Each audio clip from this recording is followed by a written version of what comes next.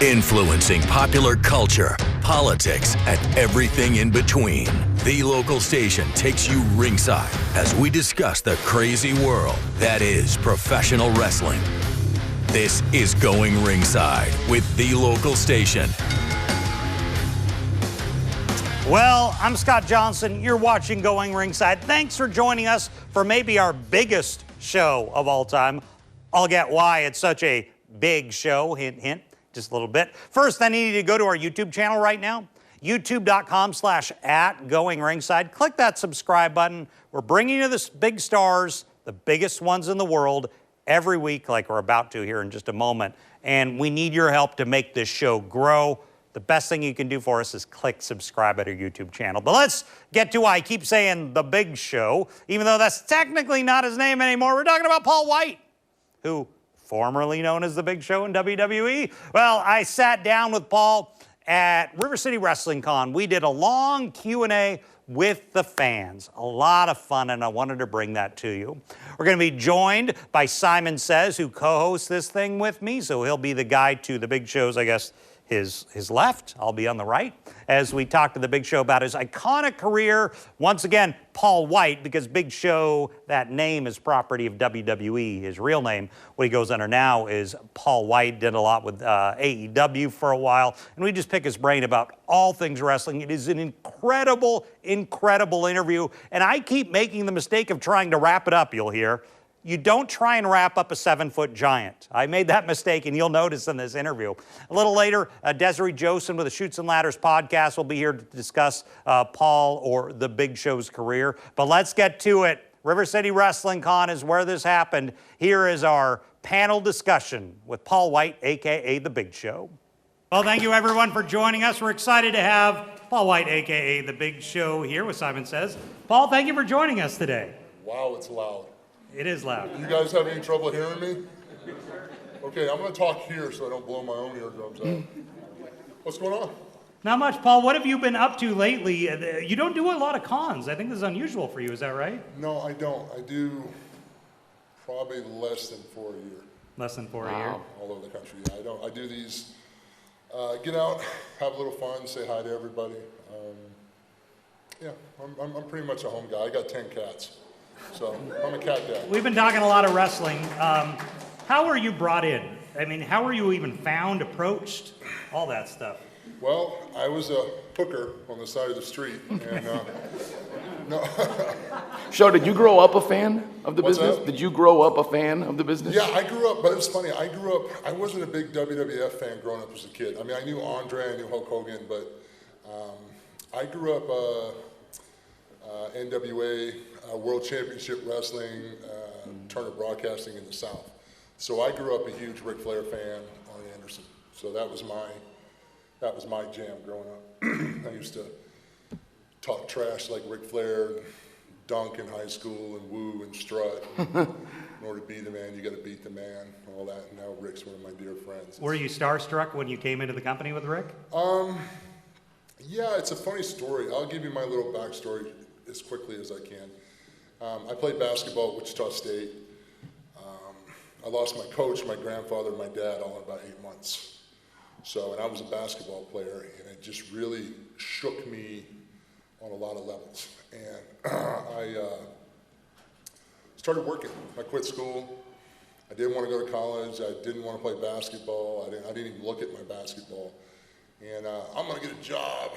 I'm going to work. Oh boy. So I sold chemicals for State Chemical Manufacturing as a door-to-door corporate chemical salesman. Whoa. Where you show up with your little briefcase of bathroom cleaners and urinal mints and bathroom fresheners, and you try to talk to some guy that owns a tire shop. He's like, "Tell him to piss off, I'm busy." "Well, thank you for your time, I'll leave you my card." And I worked bars, bouncing, I did that kind of stuff, and I had a friend of mine call me up.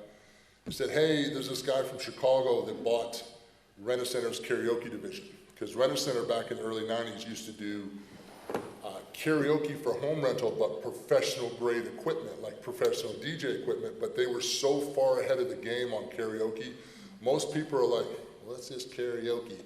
You know, so it didn't do that well. So they had millions and millions of dollars of amplifiers, speakers, players, software. This guy from Chicago was really smart and was doing karaoke in bars all over Chicago and Indiana. He had about 60 bars over Chicago and Indiana that almost every night of the week had a karaoke show. And he was charging the bars $1,200 a night for karaoke. And this is back then, so he's pulling down 60, 70 grand a week doing karaoke.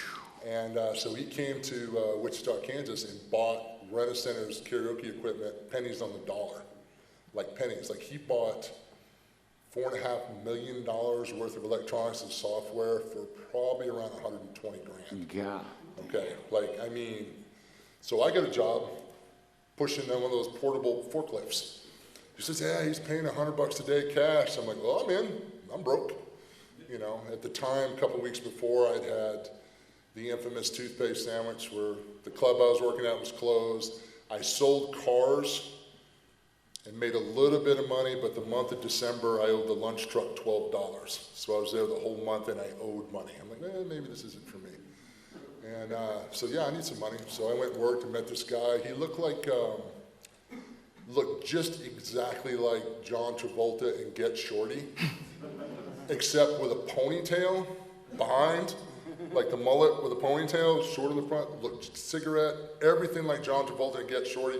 Instead of dress shoes, he had cowboy boots with silver tips on the front.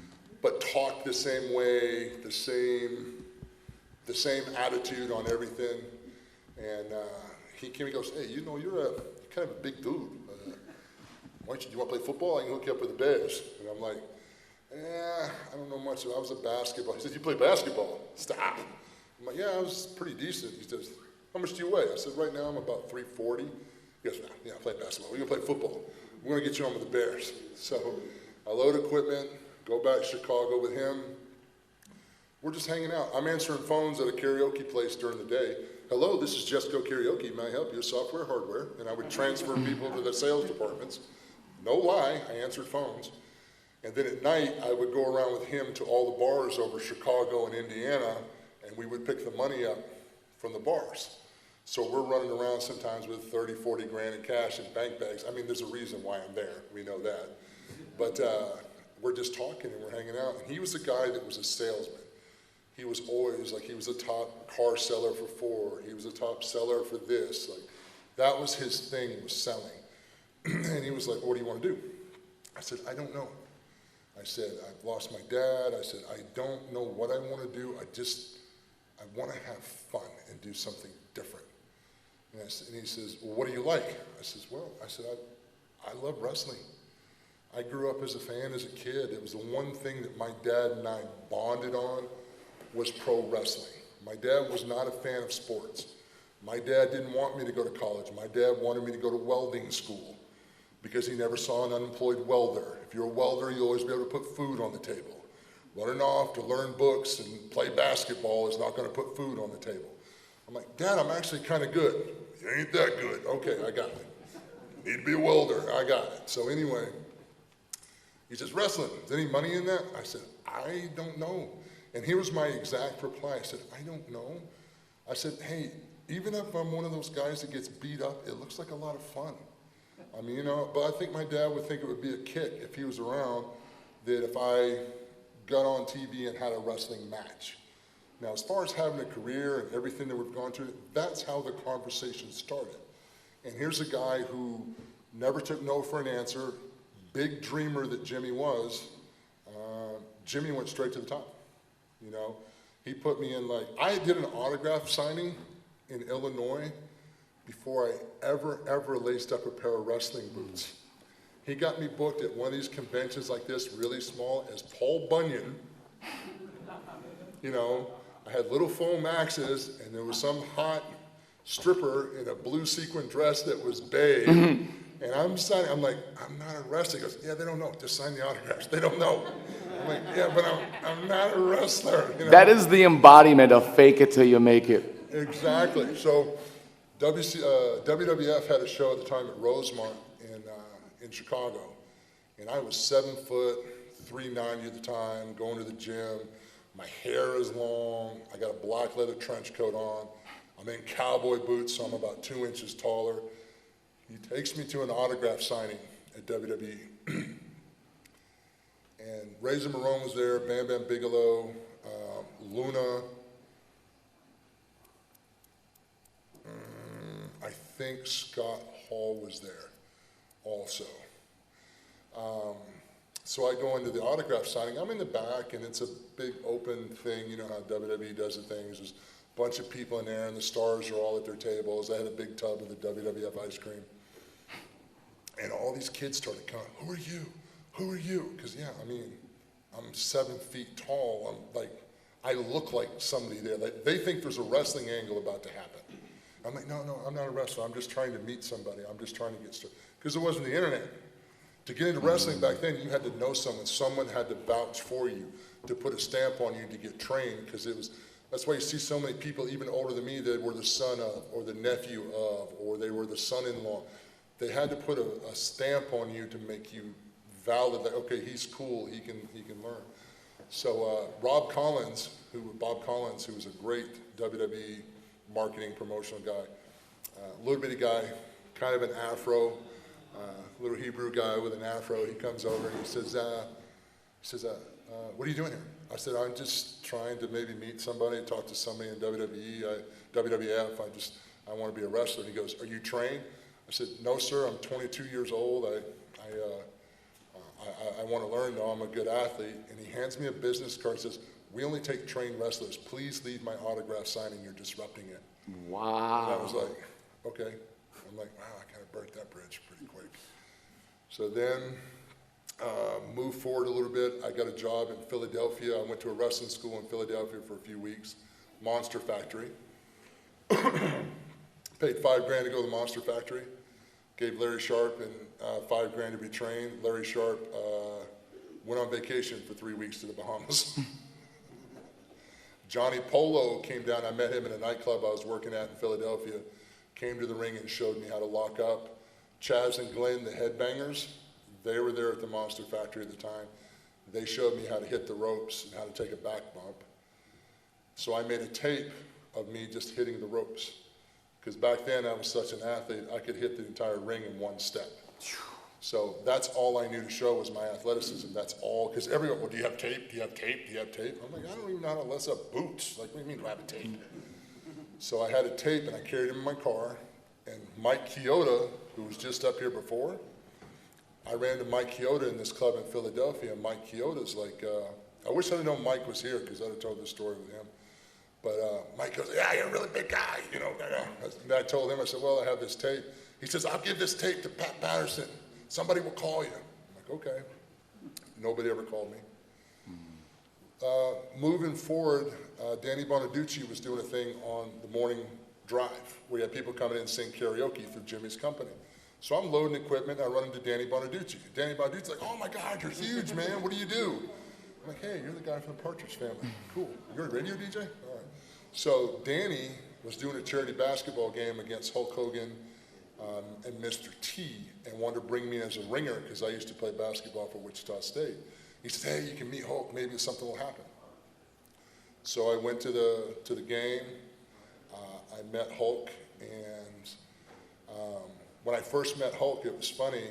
We said hi before, then we talked a little bit, and then we were going to do the game, halftime thing, and then we were going to meet after. So I met Hulk, and I was talking to Jimmy. I'm like, God, dude, I didn't know Hulk Hogan was taller than me, because he had so much presence back then. I was like, my God, Hulk Hogan's bigger than me. Like, he really is 7 feet tall, because I was just enamored because I was such a fan. And Jimmy was like, dude, what are you, nuts? You're like a foot taller than him. And I'm like, really? I thought he was bigger than me. Anyway, so we did the basketball game. Hogan was fun to work with. I met him afterwards, and then I did. Jimmy goes, hey, do that thing you do. I'm like, what thing? He says, yeah, do the Hulk impersonation. Which, as a guy trying to get in the business, I didn't know then how risky it is to impersonate another wrestler. If you're not very good at it, it could end your trajectory very early, or some guys don't like to be impersonated. However, Hulk was very receptive because I did well, let me tell you something, dude. I've been to the top of the mountain, brother. So what you gonna do when the largest arms in the world come for you, man? Hulk's eyes got real big. He says, brother, you got a dollar sign on your forehead. I said, well, please show it to me because I is broke. I could swear I've heard over the years that a lot of your influence early was Hogan. Absolutely. I mean, and it doesn't hurt that the Hogan impression is literally spot on. Yeah. Yeah, thank you for that. I do a couple pretty decent, but Hogan's one of my better ones. Hogan and Stone Cold and John Laurinaitis I'm pretty good at. But, Please hit us with your Stone Cold impression, Paul, please. I can tell you a Stone Cold story if you want. Sure. All right. Well, I'm long-winded, so you guys are getting your bang for your buck, so here we go. Vince comes up to me. We're on tour in Europe, and I'm wrestling Stone Cold on our European tours. And it's me versus Steve. In the first week, we do a week of shows in Europe, different towns that aren't televised. And then we'll have a Monday Night Raw live from London, O2 Arena, or something like that. So I'm wrestling Steve, and our match is 5 minutes long. Sure, are his punches as stiff as lore suggests? No. Steve's fine. Steve's just excited. Steve can work his ass off, but if you're a bigger guy, Steve's going to bring it to you. And Steve can't help it, but Steve's hands are almost as big as mine. He's got big knuckles. Sometimes you're going to catch a tater. It's nothing malicious. Like, you know, I would prefer someone being a little bit more aggressive with me because it looks better. There's nothing worse than somebody hitting you like a puff of cotton candy when you're a giant and you have to sell it. Like, you know, go ahead and hit me, we're good.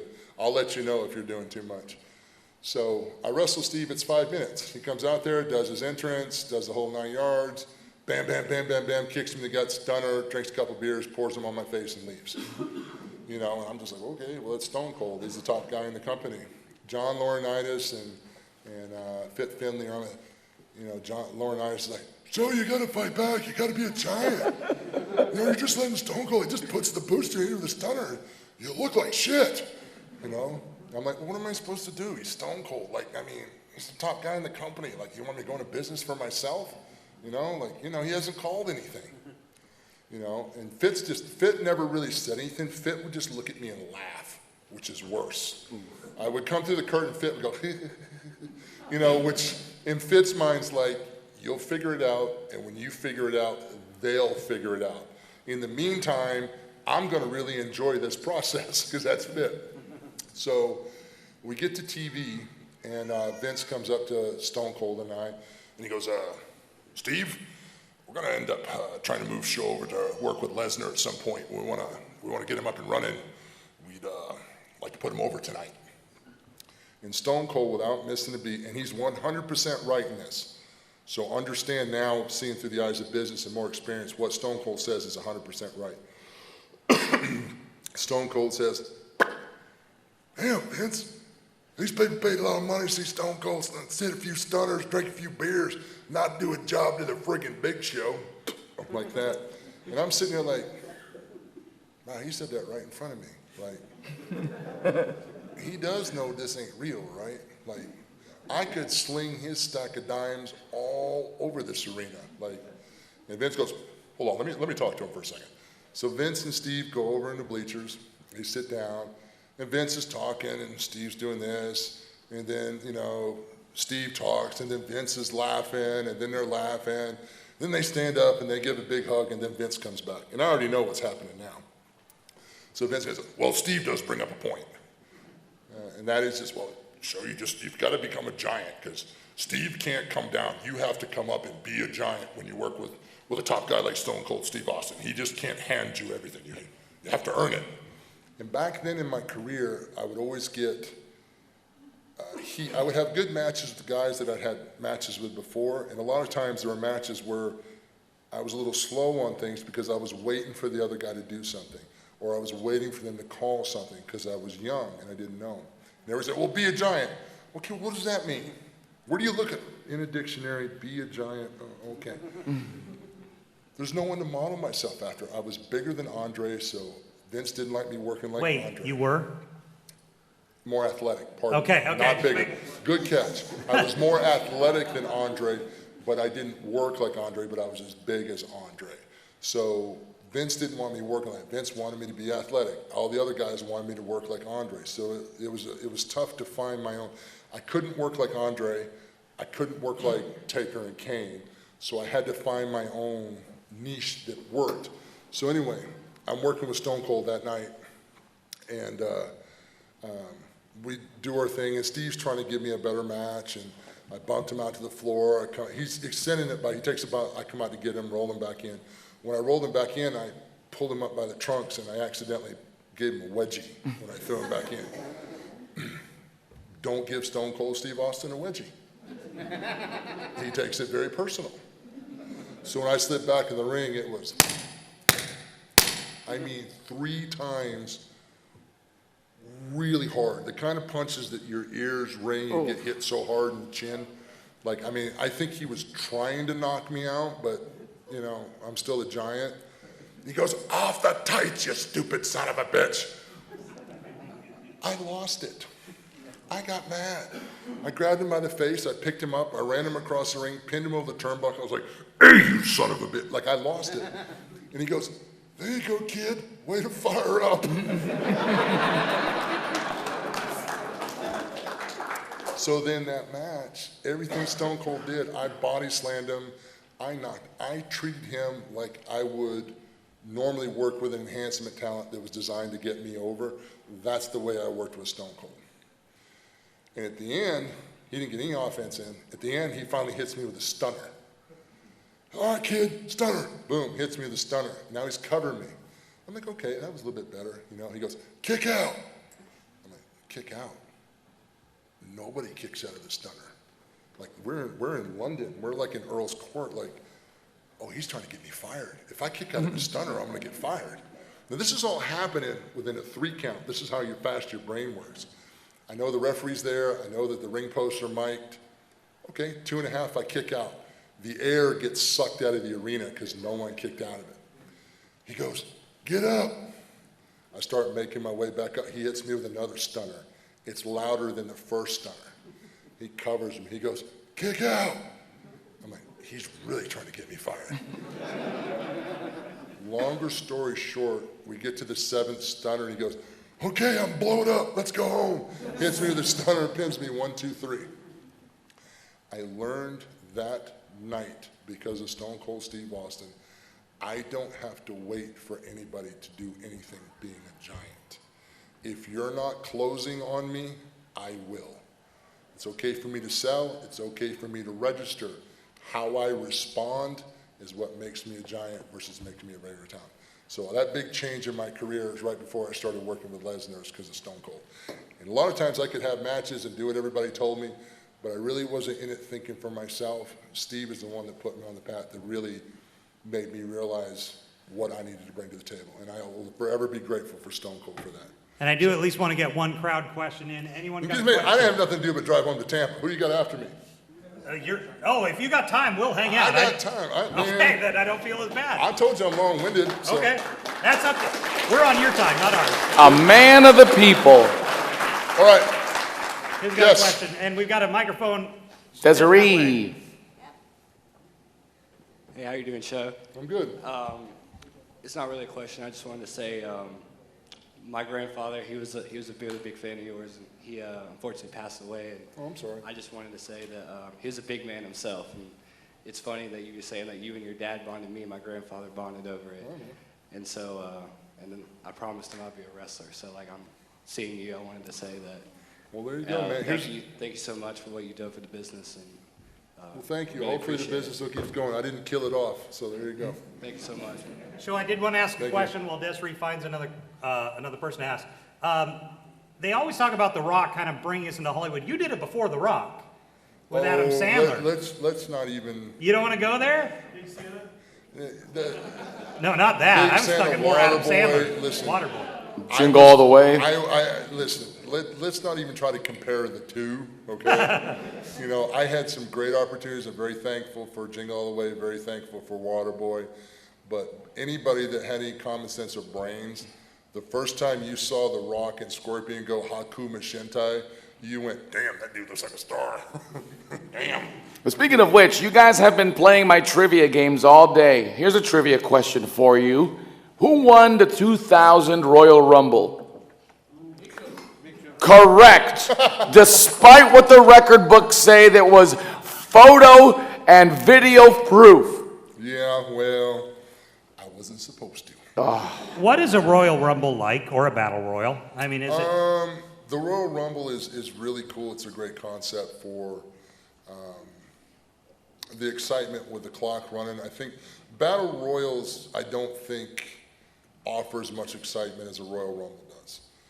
The Royal Rumble, you have, you know, the end goal is the last man standing. Starting early, you're at a disadvantage. And there's always that interesting thing, who's coming next? What's on the next buzzer? I always found the Royal Rumbles very exciting. Doing the Royal Rumbles, woof, it's a headache to remember everything that's got to go on, and there's cues, and there's things you got to get done in time, and there's characters you've got to protect, and there's a lot going on in Royal Rumbles, and everybody has to get a featured position in there and try to make that amalgamation of things that have to happen into a cohesive, nice story where you guys go, wow, that was a good Royal Rumble. You know, there's a lot of work that goes into it. I would think that the Royal Rumble match is probably one of the more stressful matches to do in wrestling. With that many talents and that many talents you have to feature in that situation, they're difficult. And my hats are always to the talent and the agents that put on a great Royal Rumble. Desiree, we'll take another question. Your early name, Big Nasty, was that given to you or was that taken from you? Listen, No, that was like a hiccup. let's talk about the Big Show. I couldn't use the Giant in WWF at the time because it was WCW intellectual property. They had copyrighted it. So then I was like, oh gosh, I'm the Giant. Like, what are they going to call me now? There were tons of names kicked around. Vince walks me one day in the hall and he goes, how's the Big Show today? I went, who the hell is the Big Show? Me?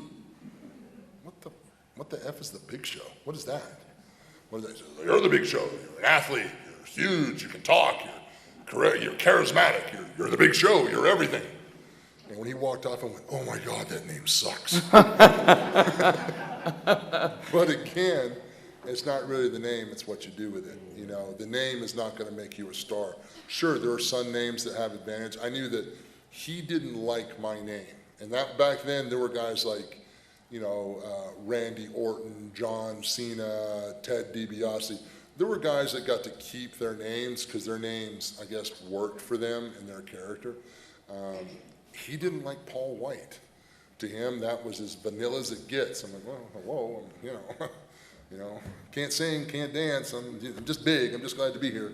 But over the years, that was a lot of fun. There was Big Nasty, and then there was troubles with that. I remember we had the WMD for a while for the KO punch. And then there was some group that came in that it wasn't nice for me to use weapon of mass destruction, and they had to pull that. So, listen, I don't sell a lot of merch, you know. Hey. I asked one time in WWF because when I first got there, the merchandise was all new to me because I really didn't have that in WCW. So I saw these guys, Stone Cold and Rock, and you know, all these guys had all these cool shirts, and the guy that ran the marketing at WW at the time was a guy named Jimmy Miranda, who was a sweetheart of a guy, wonderful human being. I went to Jimmy Miranda one day, and we just wrestled in it was the Arrowhead Pond then, I think it's the Honda Center now in Anaheim. Roughly 19,000 people sold out. Like, I think we went 2.5 years where every show was sold out during the Attitude Era, and we were, the Honda Center, 19,000 people was sold out for a house show, just a regular live event show. So I went to Jimmy Miranda after the show. I said, hey, how did my shirt do today? You know, he goes, oh, you did really good. You sold about 300 shirts today. I'm like, yeah. Walked away, because he said I did really good. And I took about 5 steps. I said, how many did The Rock sell? Oh, boy. He says, oh, well, Rock sold about 9,000. I went, oh.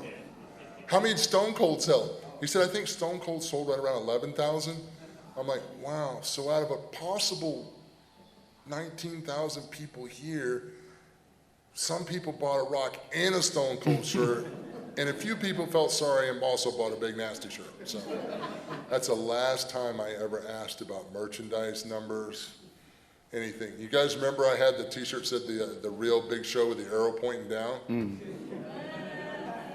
Vince McMahon made that shirt and was hysterical about it. So that was I got this new merchandise idea for you. The Big Show, get it? I'm like,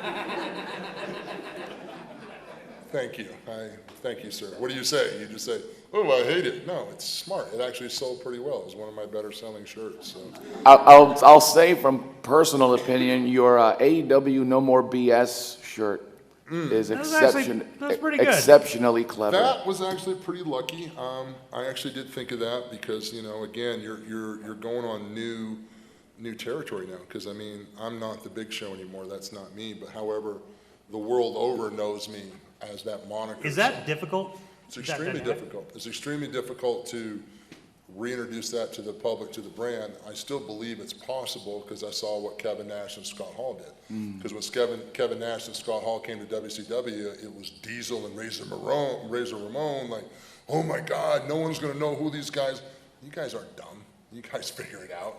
You know, what are you calling yourself today? Okay, that's what we'll call you too. You know, so, you know, I think you get trapped up in logistics. Again, like I said, the name doesn't matter, it's the talent behind it. So, yeah. Anyone else? Anyone else? Over there. What's it like working with Powerhouse Hobbs? Oh, Hobbs! I love him. He's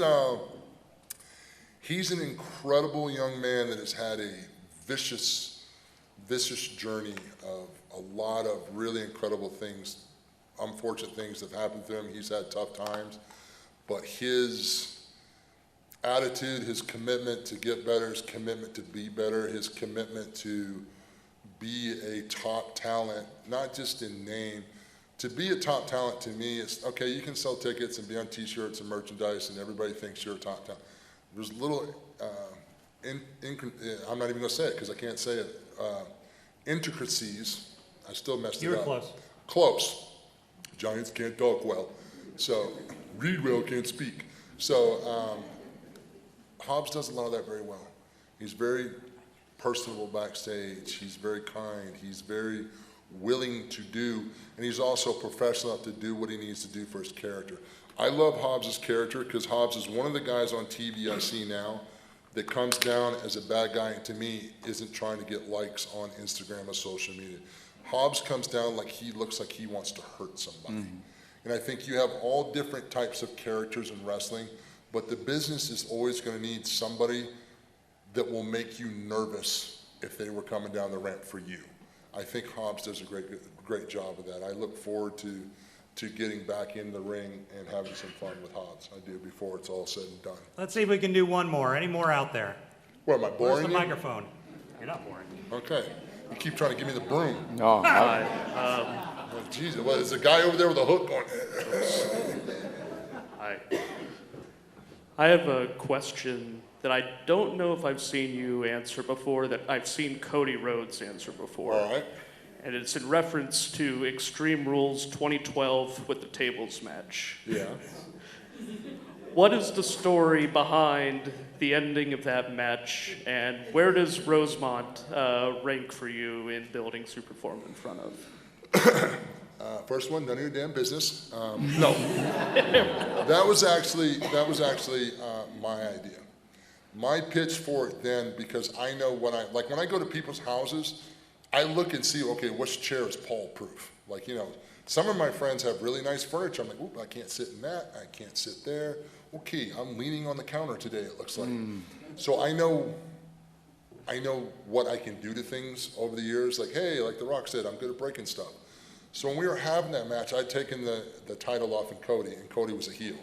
We need to put the title back on Cody. That was a nice little hat tip that WWE had done for me at the time, because it was the one title I think I didn't have in my championships that I had won, and like, okay, we'll put it on show, and then drop it back to Cody. It was also a good WrestleMania moment, because I think they had a lot of heel finishes at WrestleMania, and they needed a babyface finish to help balance it out. Anyway, that's a business decision. But the finish, Dusty and Michael Hayes hated it. Michael Hayes was our agent. He goes, I don't understand. So you just stepped to the table? I'm like, yeah. He goes, what's that finish? I said, it's a tables match. First one to break the tables. He goes, I know, but why would you step through the table? I'm not stepping through the table. Cody's a heel.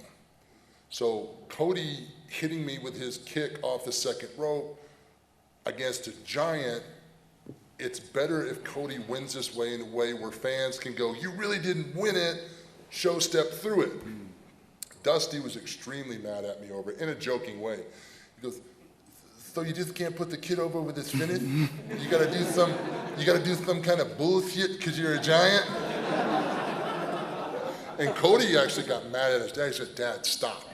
You know, and I said, it'll put more heat on Cody as a heel because the fans will know you really didn't win it, you got lucky, which I think in those circumstances as a heel, sometimes hitting your finish and going over isn't the best thing. Sometimes taking advantage of something or seizing an opportunity for a heel, I think, is a lot better that you didn't earn. And we did that, and that's actually one of my favorite finishes of all time. I mean, and I've done a lot of great ones. Win, lose, or draw, doesn't matter. I just thought that finish was creative, the way WWE captured my face at the time, the reactions, the way we went with it. Because, I mean, my character at the time, you guys were used to me. I had done some funny, silly stuff. I'd done kill the entire locker room stuff. You guys know me. I was heel, babyface, depending on which way the wind blew. I thought that would be a great moment, and it was a good moment for Cody to put heat on him because he really didn't beat me. He got lucky, and I stepped through the fragile table. And so that's a good question. It's like the your match against JBL with the barbed wire cage. That was JBL's idea. That finish is incredible. That was JBL's idea. Now, I'll tell you a funny little side note from that because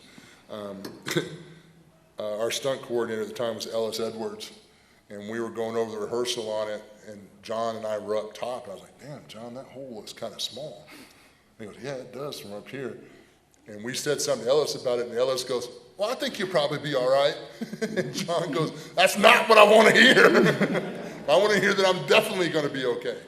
But yeah, that was John's idea. Again, JBL was a heel. How did JBL win that match? He got really lucky. He took a beating for it, but it put heat on him. It was great. And I love those kind of finishes when you can think outside the box a little bit and give some drama. I always wondered when Goldberg suplexed you in the early years. Yeah. Did you get to a point where suplexes weren't happening anymore? Or were you always able to take a suplex? I honestly can't remember. I can take one down. You could take one down? Yeah, no. You don't have enough ass, I promise you. Did you say ass or abs? I can only cheat physics so much.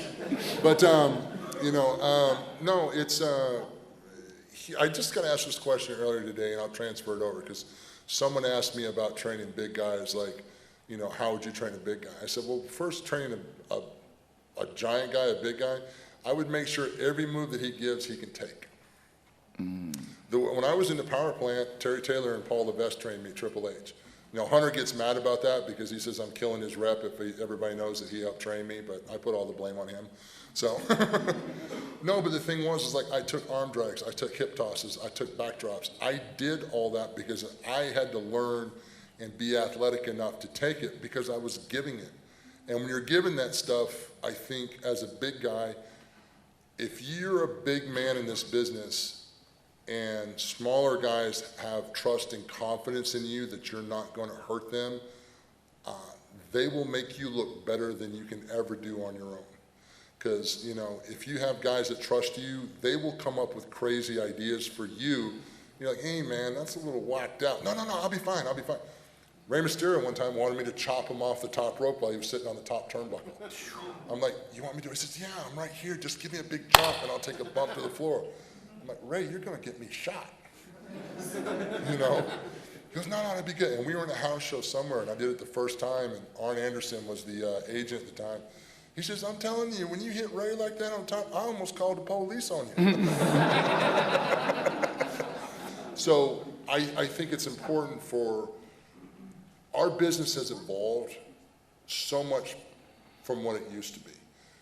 Used to be you could have those bigger spectacles that move slow, that were this odd. Listen, we have the internet now. We see all kinds of freaky things and some things we don't even want to see. So you have to be able to work with everyone, and you have to be able to work with everyone safe, because it's not just the one night a week you're on TV, it's the other 4 or 5 nights a week you're on the road. And what's the goal of our business? Our goal is to give you guys the best show that we can. Make sure you're glad you bought a ticket and came to the show. And also do this multiple times a night throughout the year so we can take care of our families and ourselves. So I'm not a fan of big guys being just aggressively, blatantly reckless with smaller guys. I'm not impressed because you just pick some guy up and throw him like a chunk of potatoes and the guy lands on his shoulder or on his neck or on his ass because you can't land him flat so it jams up his lower back. I'm not a fan of that. Like our business, the working part of our business is suspending your guys' belief, like pulling you into the show, making you a believer, getting you emotionally invested, and also making sure that everybody comes out of this so we can do the same thing tomorrow night, you know? Well, Paul Wight, it has been You're giving me the broom again. I'm sorry. No, I no, know, I'm gonna. I'm worried about their time. I'm worried Whose about time? the rental or whatever you call it. That's what I worry about. I'm gonna ask one last We'll question. do one last question One last and then question. I'll hit the road. Here's my question Now I'm for you. turning heel. This is something that I asked Kane earlier, and when I found out that I was gonna have the privilege of co-hosting these Q&As with you, I asked Glenn and Chaz on our podcast, hey, I'm gonna ask Paul Wight this question. Is absolutely. Talking about the headbangers? You've done a lot for the business. Yeah. You obviously, we wanted to tell you that. You've created iconic moments. You've been in the record books. What I wanted to ask is, how does it feel objectively? Every time you talk about your career on podcast shows, whatever, on the network, on specials, you're very humble, almost to an extreme, to recognize exactly the impact you've had on the business. How does it feel to know that things you've accomplished, that moments you've created, breaking the ring, you're part of the Undertaker's WrestleMania winning streak? How does it know that things like that are going to outlive Me? your? Damn, dude, I'm not dead yet. I'm not. I know what you're saying. I'm making a crack joke. I can speak this from the heart or whatever the phrase is to my one trainer is, it's truth, brother, truth. I'm like, okay, well, I'm speaking the truth now. I am so lucky. So lucky to have met the people that I've met in my life, to have been blessed with the athleticism that I had in my early youth that gave me an opportunity to meet some incredible characters, to meet some incredible fans, to basically spend 30 years of my life touring the world, entertaining people. Sometimes you guys were happy to see me, sometimes you guys threw 9-volt batteries at me. Depends on the week, depends on the show. Raw, babyface, SmackDown, heel, you know? Why am I on both shows? Didn't I get drafted Raw? You're a giant, you work both shows. Okay, there we go. I'm grateful and thankful. I mean, you know, I'm a small town kid from South Carolina. My dad was a mechanic, my mom was a cop. I mean, I've been to places in this world that I only dreamed about in books as a kid. So, you know, I'm forever grateful for the opportunity. I'm forever grateful to people like Terry Taylor and everybody along the way that came in and had little nuances and helped me along the way. Dallas Page, you know, I owe a lot to even though DDP didn't thank me at his Hall of Fame. No, I'm just breaking his balls.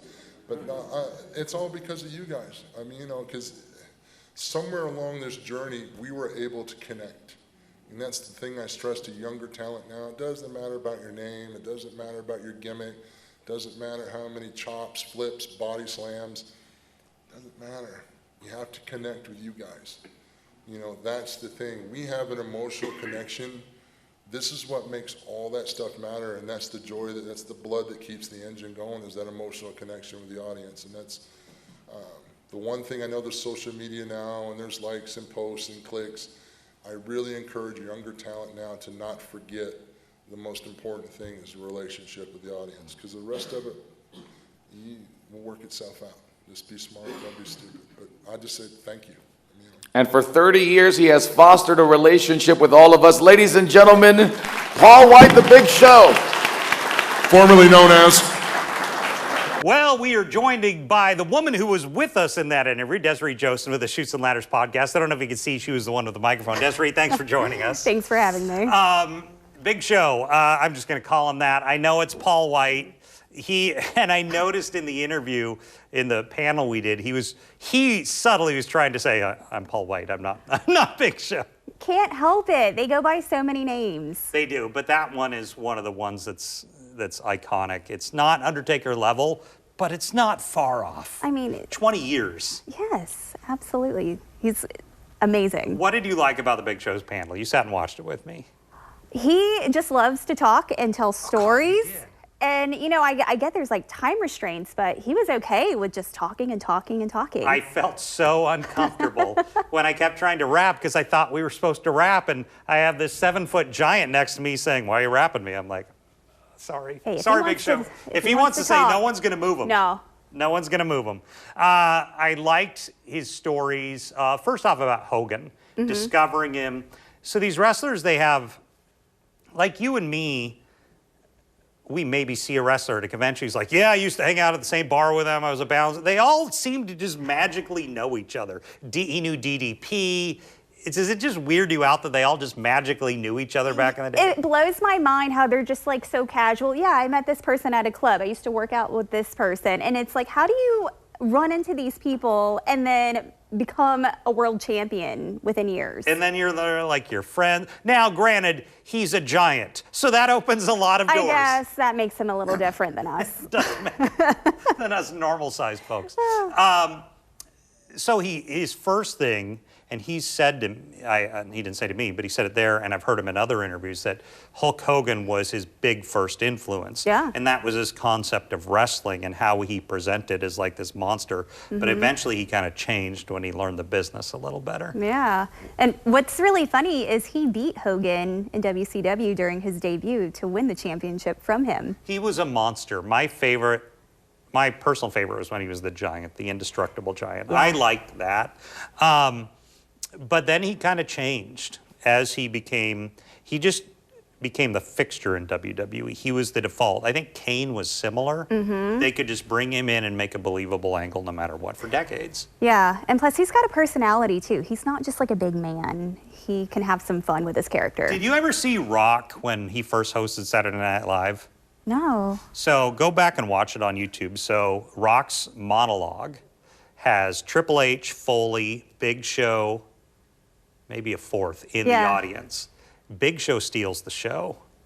Big Show comes on the set of Saturday Night Live with you really got to watch this. Yeah. And is standing behind him, and he starts singing, dancing, and I was like, he's got ability. It's not a surprise he's been in movies. No, and I completely forgot that he had a show on Netflix, and he did, that's how a lot of my friends know him. That's how my kids knew him. So I interviewed Paul one time with AEW on Zoom years ago. Yeah. And this was right when my kids were watching the Big Show show. They knew nothing about wrestling, but my son was all excited to meet the guy who was on Netflix, which is, to me, is like, that's not why he's known. Right, and that's what blows my mind when I bring up the Big Show to other friends. They're like, oh yeah, the guy from the show. And I was like, no, the wrestler from 20 years ago that destroyed everybody. That has been iconic for all this time. Yes. It's insane. I was watching him and Shaq the other day. What did you think of when they put him against Shaq? I thought it grabbed your attention. Yeah, two very small guys going at it. Struggling, Yeah, I mean, it's always fun to see someone who matches his size level because it's very rare. And I regretted not asking him more about this. They always put Big Show with the celebs. It was Floyd Mayweather. Yep. It was Shaq. It was Akebono, I think is the sumo wrestler's name. Why do you think they would always put the big A-list stars that are bringing into WWE against Show? I think it's just because his size is so iconic that, and even though with those big athletes, they're champions themselves in their own sport, why not go against the biggest guy in this sport and see if you can take them? So it's... I loved his story about giving Steve Austin a wedgie accidentally. And then Steve got pissed and starts punching him. And then he learned the hard way. He gives him back a receipt, too. Yeah, I'm not going to start beating up a giant. No, and then he went after him, and I don't think Steve expected that. So Kane, we're going to have another panel with Kane in coming weeks. I was fascinated when we talked to Kane, you were there, about who's strong. And he said, Kane would say, I'm one of the strongest 1% of the people on the planet. And then there's Mark Henry, which I understand. Yeah. And Big Show.